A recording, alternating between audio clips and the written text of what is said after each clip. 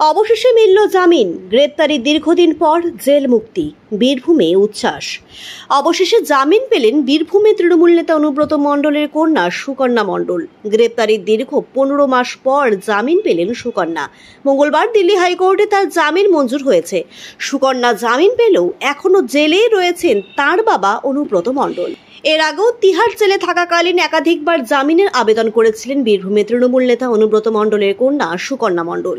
তবে প্রতিবারই তার জামিন নাকচ হয়েছিল। তবে মঙ্গলবার তার জামিনের আবেদন মঞ্জুর করেছে দিল্লি হাইকোর্ট।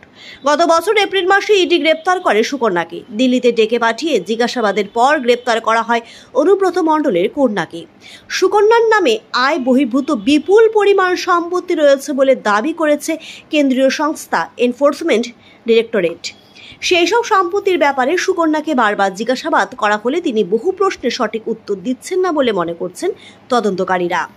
এমনকি ইডি সূত্রের খবর, সুকন্যাকে তার বিপুল পরিমাণ সম্পত্তি সম্পর্কে জিজ্ঞাসা করা হলে তিনি তার বাবা অনুব্রত মণ্ডল এবং হিসাবরক্ষক মনীশ কোঠারির নাম বারবার টেনেছেন। এ ব্যাপারে দুজনেই যা বলার বলতে পারবেন বলে ইডি অফিসারদের জানিয়েছেন সুকন্যা।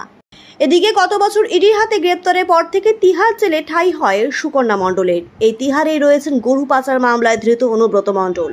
তৃণমূল নেতা অনুব্রত মণ্ডলের তরফেও একাধিকবার জামিনের আবেদন করা হয়, তবে কেষ্টকে এখনও জামিন দেয়নি আদালত। তবে বারবার আবেদনের পর দীর্ঘ 15 মাস পর শেষমেশ জামিনে মুক্ত হলেন বীরভূমে তৃণমূল নেতা অনুব্রত মণ্ডলের কন্যা সুকন্যা মণ্ডল।